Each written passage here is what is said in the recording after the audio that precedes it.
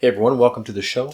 In this video, I'd like to test something I've been thinking about for quite a while, and that is a metal spatula on a cast iron pan.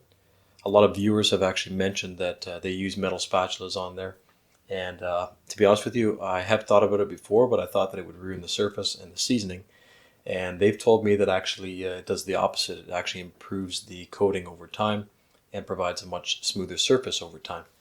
So I'd like to try that. Normally what I do is I use these wooden spatula, depending on what I'm making. This is one that I made.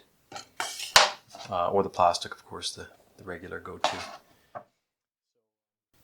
I would like to quickly point out this video is not sponsored.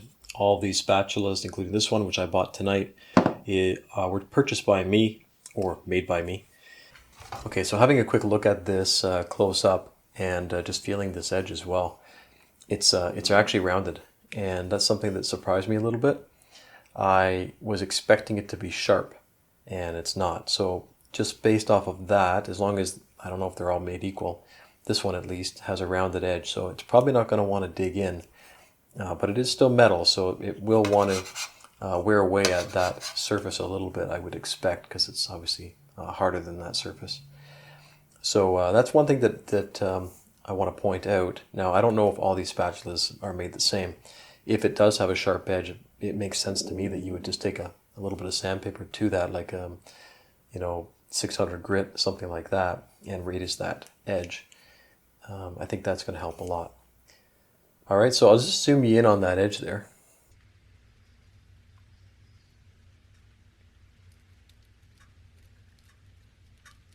So a variety of cast iron pans. I have the small Lodge, which actually I really like using. Actually works really well for bacon as well, surprisingly.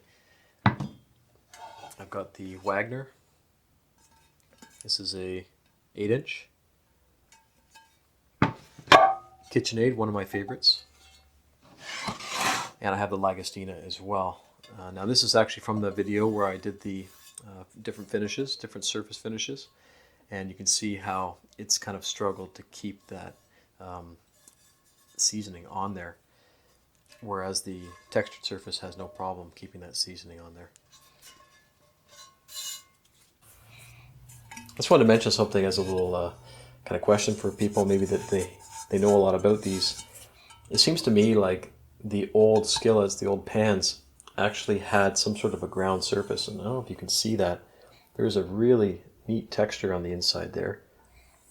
It's probably some sort of sanding or some sort of, well, I'm not really sure. So if you have an idea what that is exactly, then put it in the comments section if you don't mind. It's interesting to me because a lot of people say, well, that smooth surface comes from just using it over time, but if that's the case, then why are the sidewalls so smooth? And that's actually, a lot of these old pans are that way. Not the bottom is very smooth, of course, as well. That would make sense to me, but why are the sidewalls smooth? You barely get any use out of them. Anyways, I got a little off track there, so let's get back to it. Each of these pans are going to be warmed up. I'm going to apply a light coating of butter to them and essentially reproduce what you would have on a stovetop. If you guys enjoy this type of video, then definitely hit the subscribe button. I'm going to be making a lot more videos that are cast iron related, especially the pan related videos.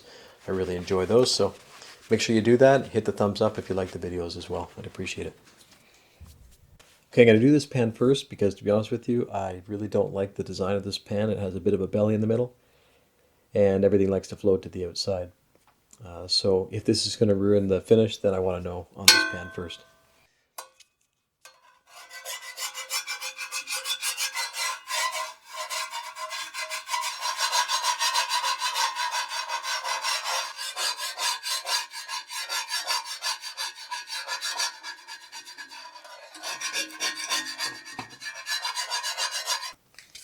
So just looking at the rough side here, I'm just going to wipe it clean with some alcohol and see what comes off. Ooh, it's a bit hot.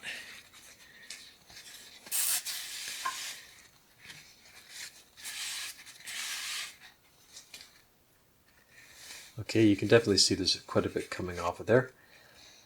So I'd like to try and explain exactly what's going on with when you're using a metal spatula on a rough cast iron pan, and how that process would actually smooth the pan over time. So here's an exaggerated version of a cast iron pan, and the blue will represent the seasoning.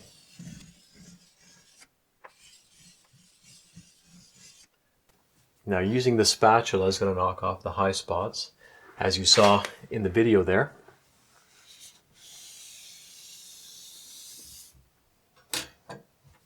And then re-seasoning. So the effect is that you get a more or less smooth surface coming across here, and continual use,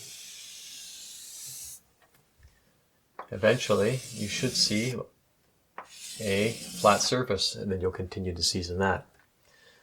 So in this scenario here, the cast iron is actually more or less unaffected by the process, and if you were to strip that coating, you should get back to a rough cast iron surface.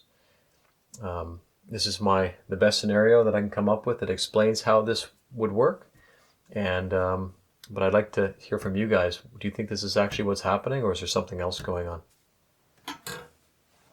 Let's go ahead and we'll try the smooth surface.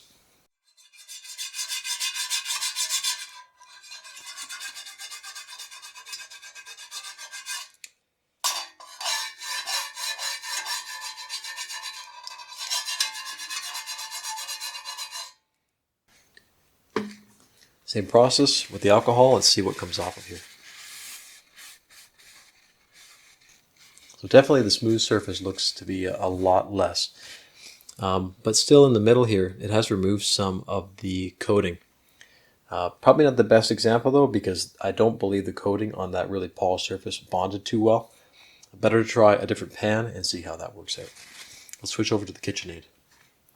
Okay, here's the KitchenAid, which I actually really like using. I found they did a great job with the design of this.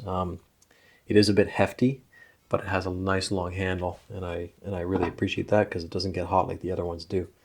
Anyways, let's go ahead. We'll prep this one the exact same way that we prepped the other one, with a little bit of oil.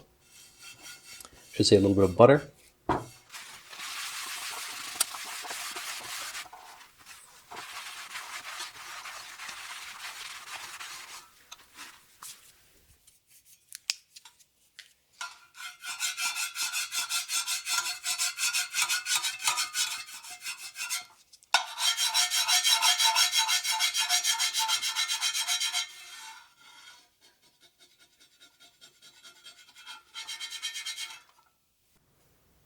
So the rounded portion here on the bottom only goes so far, and then you get into the sharp corner here. And that sharp corner just dug into the edge there and removed the seasoning. So you can do some damage. Didn't look like it didn't go all the way down. I'm doing this as a test, of course, so that I can educate myself and maybe some others. I will re-season these pans when I'm done. So you can see, if you're into the sharp edges, and that is actually fairly sharp, you will start to dig into that seasoning there. So definitely good to know. I can easily deal with that though, just radius those corners there, no problem. But this pan I've been using for quite a while. It has a pretty big, thick layer of seasoning on it.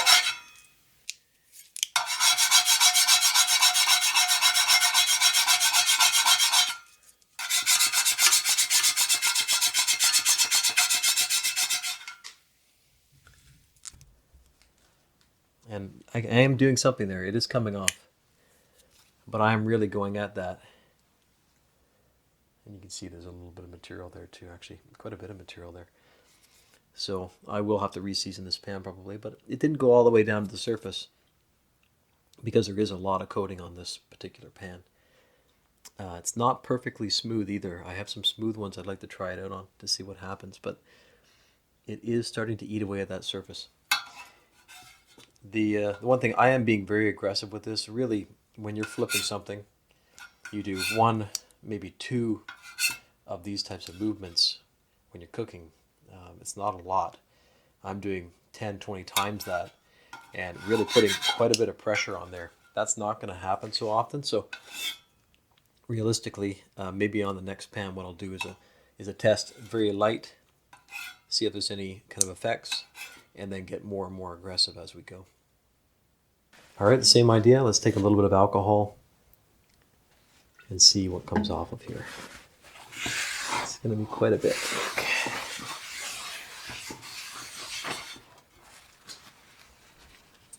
Yeah, so again, a fair amount. Probably not as much as the very first one, but that was a rough surface and there were a lot of high spots that it could knock off. Not so much on this one. Okay, so here's the Wagner. Do the same process. I really like using these ones. I get 2 of them going at the same time, and you can cook a few meals for people. Probably need one more. One thing about these Wagners, different from the other pans I've had, they're actually fairly thin. They're thin-walled, but the bottoms are thin too. And there is a bit of an advantage in that they do heat up quicker. They're also a bit lighter, of course, but the biggest advantage, I think, is that they heat up quicker, I find, than the KitchenAid or the Lodge. This Lodge has a very thick bottom on it, so it's dirty. And you can feel the weight of these things, but there's probably some benefits to that as well. But I find if you're in a hurry and you want to get something cooked right away, then the Wagners are the way to go.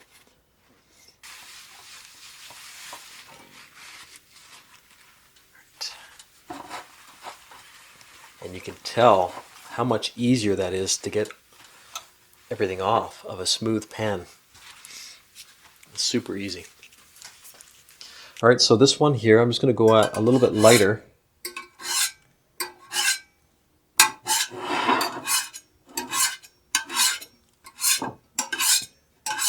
And you can see right there, that same corner dug in there. So I have to be more careful until I knock those corners off. These really need to be rounded. It's probably not a huge deal if you're going to be seasoning your pans fairly often, but to me it makes more sense. Why wouldn't you round that?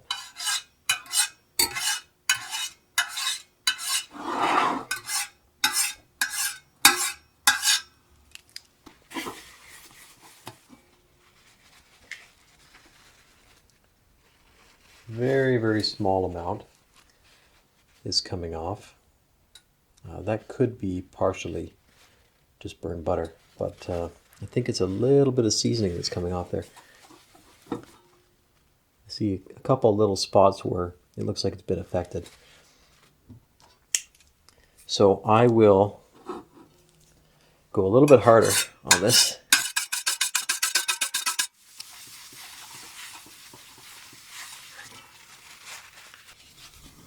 That's really not too bad. So a smooth surface isn't as impacted, of course, by this action as a rough surface.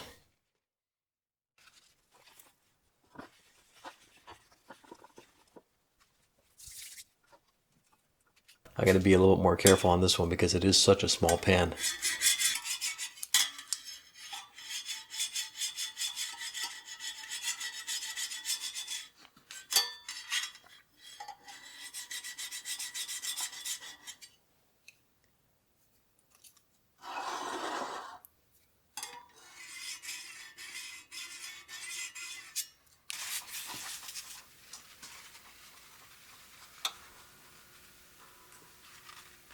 Not really a heck of a lot. So a little bit of butter. It looks like butter. Nothing too major as far as particles. There's some very small particles. These sharp edges actually should be knocked off. So I'm going to do that right now. This is 600 grit sandpaper. You can radius those little corners there, and that'll prevent them from digging in, at least digging in as much as they did.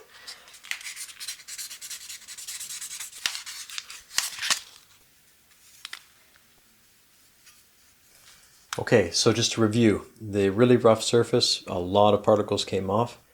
All right, so the next pan here has a very thick coating on it.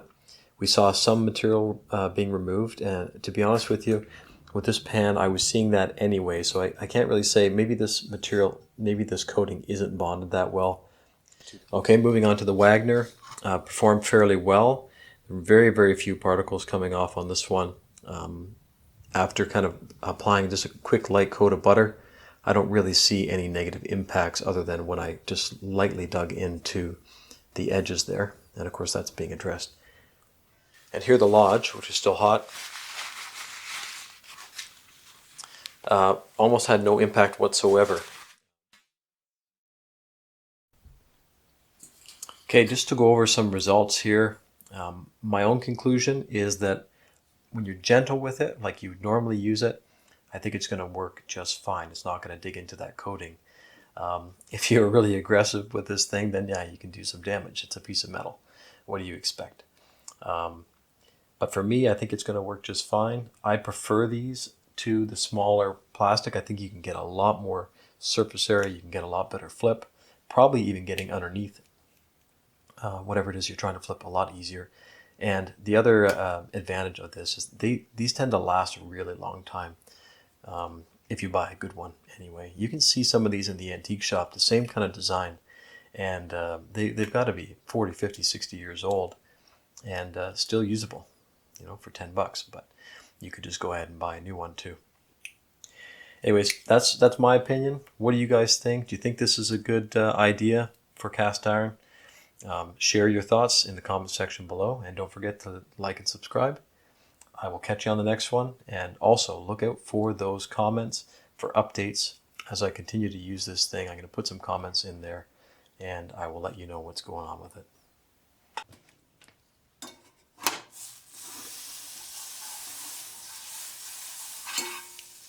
Scrambled eggs.